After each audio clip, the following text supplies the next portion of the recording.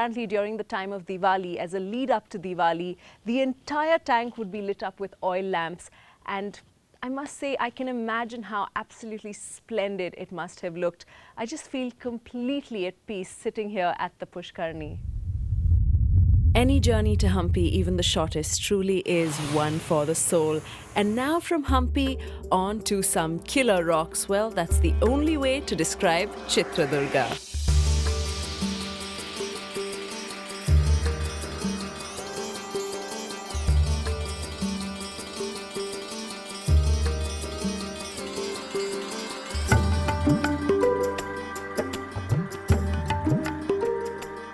On the way from Bangalore to Hoskote is the Chitradurga fort, this massive Kallina Kote or stone fort as you see behind me. This is a military structure of architectural marvel that was built in the 15th century by the Nayaka Pelegaras, and that is what I'm going to go take a look at right now.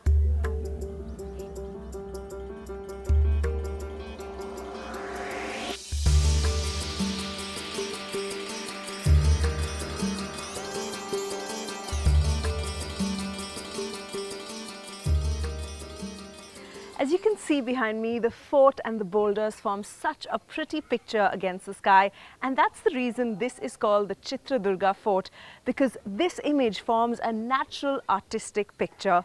Well, also you'll notice that the stone walls that surround the boulders create a perfect sense of unison and a higher sense of security. The boulders and the stone truly combine to make this fort impregnable.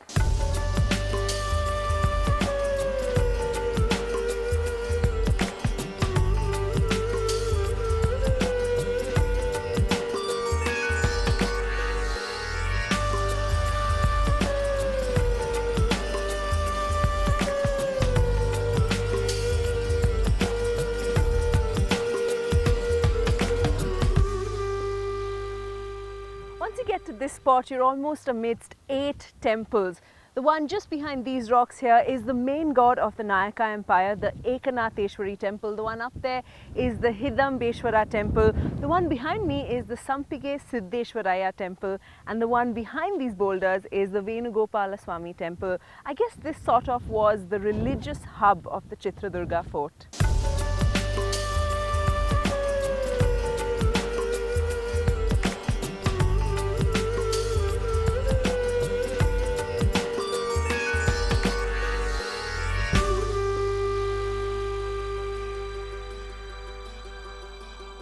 I've been sitting around in Chitradurga fort wondering about all these big boulders and who would ever be able to climb it.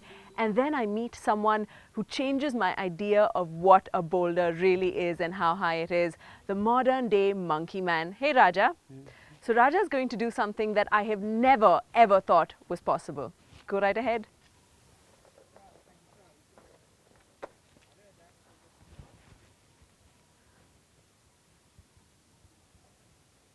Climbing.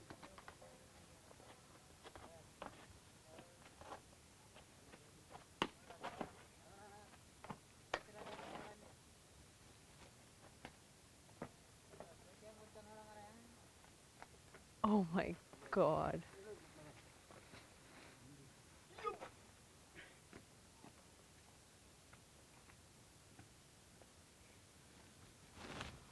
Oh my God. There he is.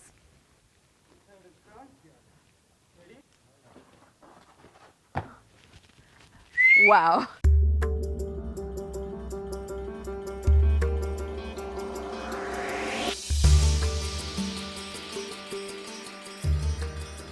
You hear a great many stories of worship and bravery in Chitradurga and in the Nayaka Empire. The story of Onake Obavva is probably the most popular one, and everyone in Karnataka knows it from a very young age. It was at this very spot that Onake Obavva, a simple housewife, the wife of a guard, actually killed several of Hyder Ali's soldiers as they secretly tried to enter the fort. That's the reason the king named this opening after her. She died fighting in battle bravely later on while she was defending her land. Now that truly is an inspiring story of bravery and courage.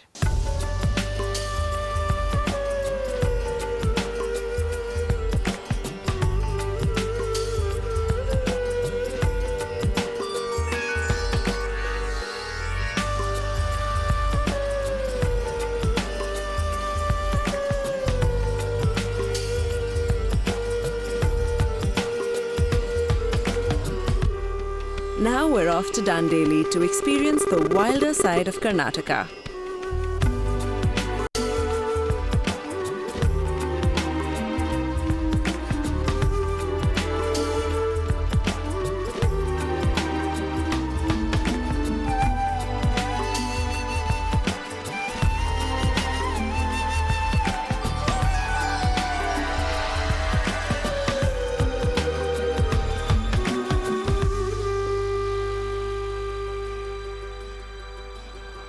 Apparently it's not just good enough that you see the wild, you've got to experience it, and that's what I'm going to do. I'm going to get down and get soaked with some good old river rafting.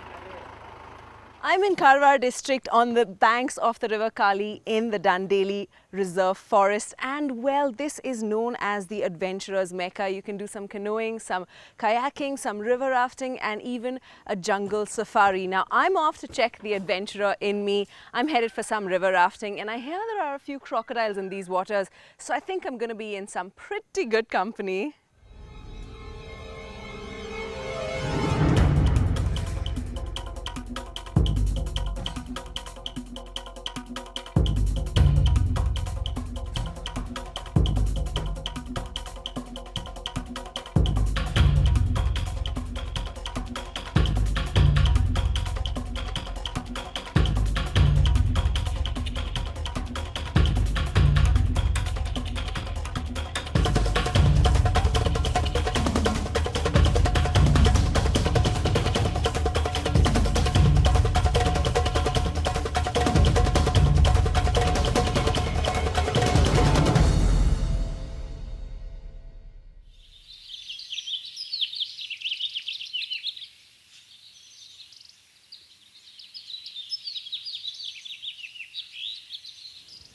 This is such a fabulous spot. It's called the Sanmugam Sunset Spot, and from here you can see 5,000 square kilometers of the Dandeli Forest range, out of which 475 is the sanctuary. When you look at this, the depth of this, the magnitude of this, it's just unbelievable how incredibly large this area is and how many ranges of forest you can see, and the fact that it's so dense, is so green, is so rich.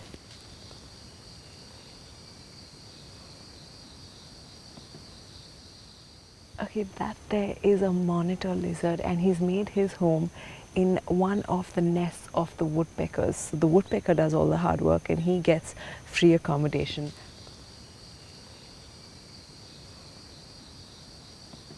Now, monitor lizards are known for the amazing grip they have, and it's believed that back in Shivaji's time, these lizards were used to climb the walls of these really big forts because of the kind of grip they had, hence helping Shivaji win more battles. That's just incredible. Imagine he being able to take all that weight because of his suction grip. So we've already heard about the crocodiles in the Kali River. Now apparently it's time to check them out. One of the best things about being in Dandeli is the fact that you get to see such a lot of wildlife, and one of them, of course, is a crocodile. I'm really looking forward to that. The thing about being at the Kali Jungle Lodges and Resorts is that they actually take you right in, so you get a chance to get up close and personal with the crocs.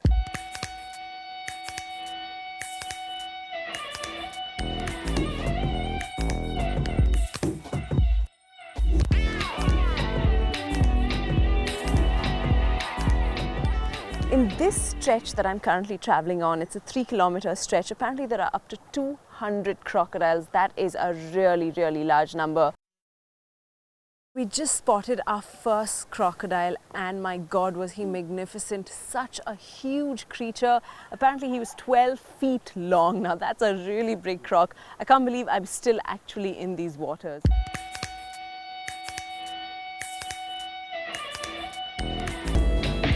This evening, this light, this water, it truly is a magical experience. 1 in a million, right here in Dandeli. Now on from the wild to something even wilder, only this time it's on the seaside.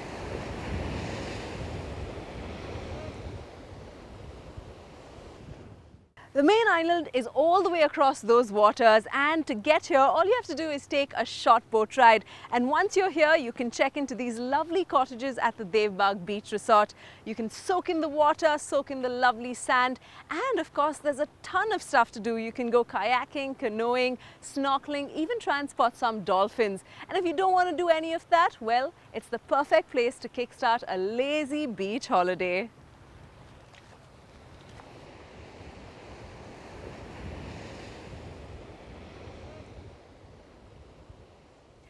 It's just a short walk from the jetty to the cottage, and I must say it sets the tone so brilliantly for a great holiday. What you see for miles and miles on end are beautiful, majestic pine trees swaying so gently in the wind, and you can hear the sound of the ocean just calling you, inviting you to its warm waters. And this area, so cool and comforting, it truly has the most magical effect.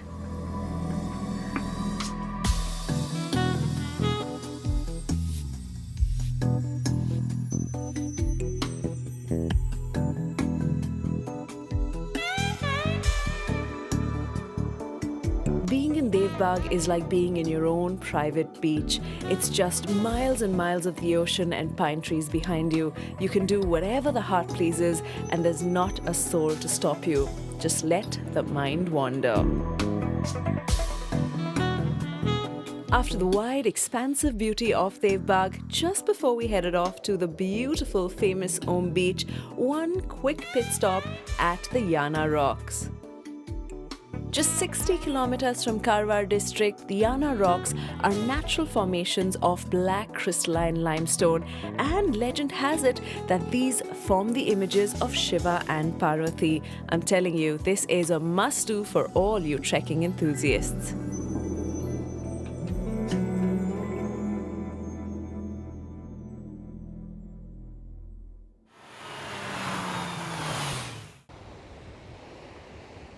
You know, before I got here, I heard so much about the beauty of this place, but trust me, nothing quite prepares you for your first sight of Om Beach.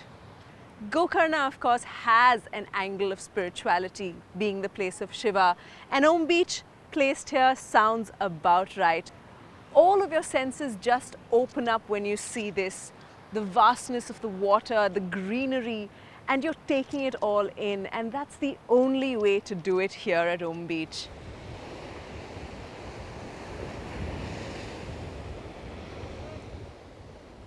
Once you get up here, it changes everything. It's just a small little adventurous trek up, and it's so rewarding because you end up at this spot. You see the lovely water for miles on end. There are rocks and greenery on either side, and even better, you get a super view of the Om right from here.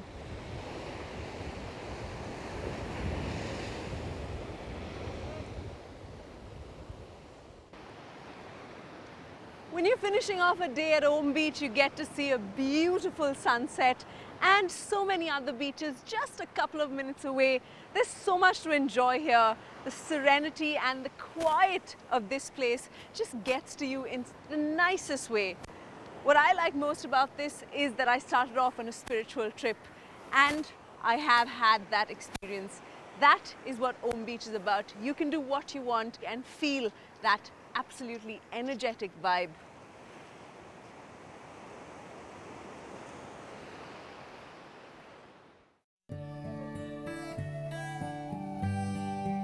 After visiting the land of Shiva at Gokarna, it's time to actually visit Shiva, and that too more than a life-size one, while he watches over the entire coast at Murudeshwar.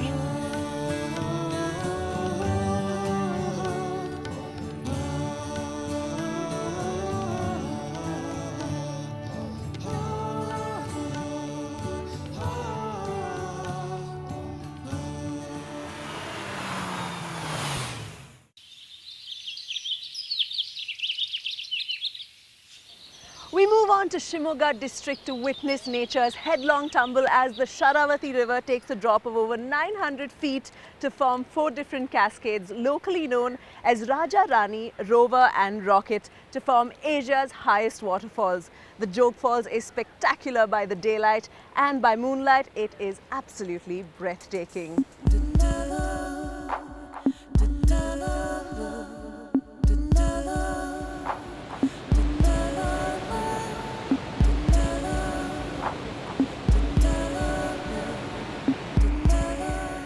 I'm at the opposite side of the falls, and from here you can almost reach out and touch the water, but I suggest you not. It's like you're sitting on the throne of the Raja. That's the falls behind me.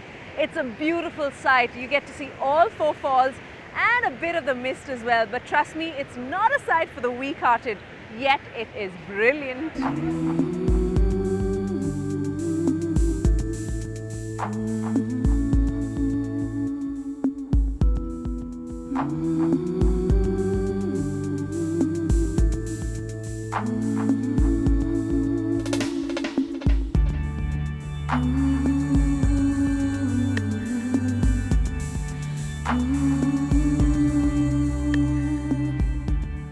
I just walked down 1,400 stairs. That's 3 kilometers down to reach this magical spot, and it is so beautiful to just be able to sit here amidst all these boulders and have Jog Falls tumble down upon you. So completely great.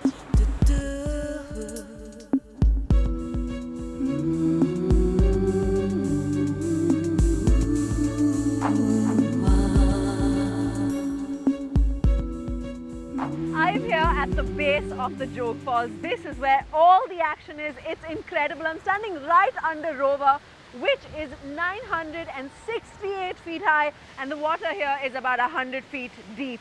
Can you believe that? I'm really freaked out, but it's so beautiful. The wind, the water blowing in this direction, the greenery, it's all so worth it. The fun of being in Jog Falls is getting completely soaked in this fashion. After a day of being completely soaked in, it's time to move on from nature's high point to the high point of Karnataka history.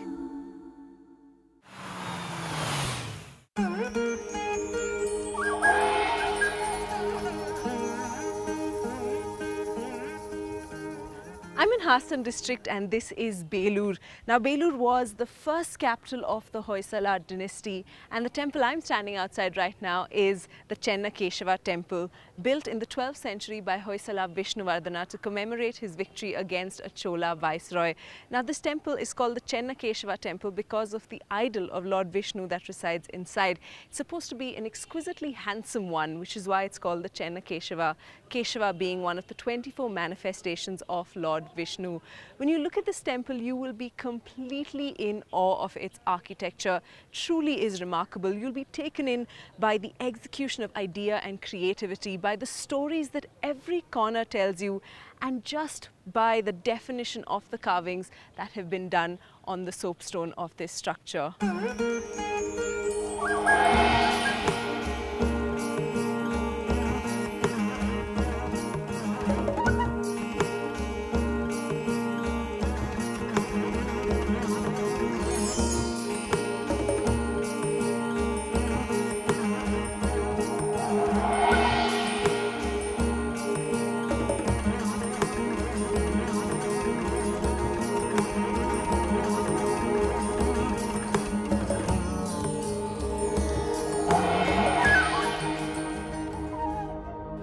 This here is the Vijaya Deepa pillar, or the victory pillar. It was placed here in the 14th century by the Vijayanagara rulers who came in after the Hoysala dynasty.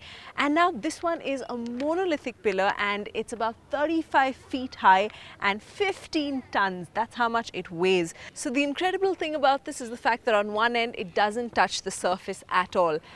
And that's where this paper comes into play. I can actually slide an entire sheet of paper right under this pillar. Can you believe it? All the way from there right up to there. Unbelievable. And once you've been to Belur, you have to visit the other high point of the Hoysala dynasty, Halebidu. Just 17 kilometers away from Belur is Halebidu. Now, Halebidu means old encampment or old city, but that's not how it started off. It started off as Dwara Samudra, and this temple here is the main attraction in this region. This is the Hoysaleswara temple built in the 12th century by a minister in King Vishnuvardhana's reign, that's Ketu Malla, and this temple is dedicated to Lord Shiva. When you look at it, the architecture in this temple is just as exquisite and well crafted as in the Belur Temple. Only the difference here is that all the stories in the carvings you see around the temple are from the Ramayana and Mahabharata. A lot of mythology comes up into these temples to create this absolutely beautiful, magnificent structure.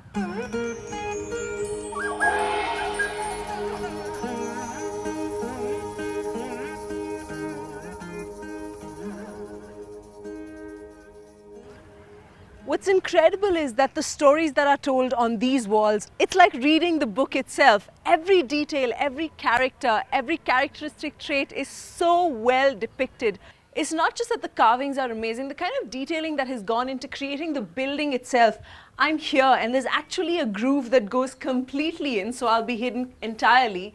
And the detailing right here on these walls, each and every groove, each and every nick and corner is so perfectly etched. It is incredible.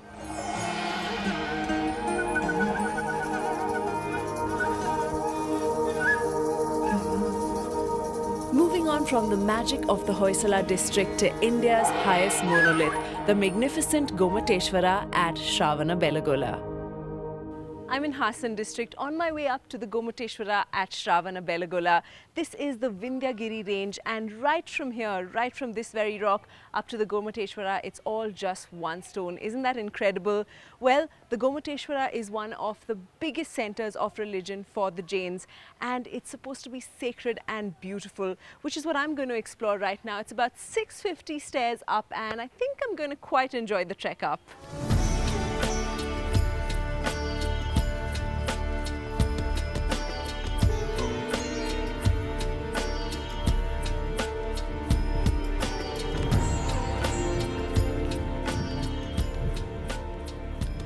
I'm almost halfway up to the Gomateshwara statue, and from here you can see all of Hassan district. What an absolutely beautiful terrain, and on a day like this with skies like this, it really is beautiful. Now, if you look across, that is Chandragiri, and that is where one of the oldest Jain temples in South India stands. It's over 2000 years old.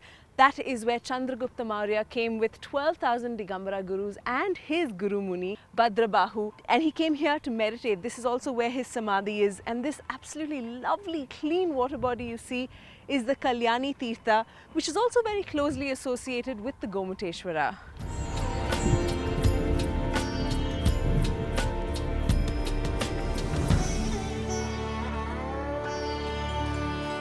I'm finally here in front of the Gomateshwara, and it's definitely one of the biggest structures I've seen, and also one of the most beautiful.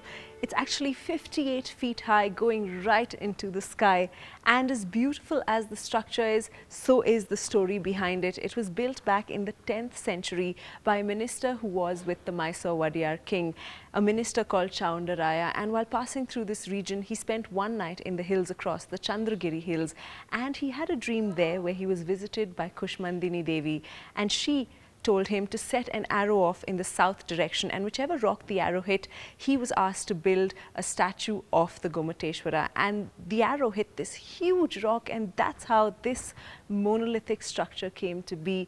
Now, it's one of its kind, it truly is, and it's the biggest in India. It's absolutely lovely, and when you look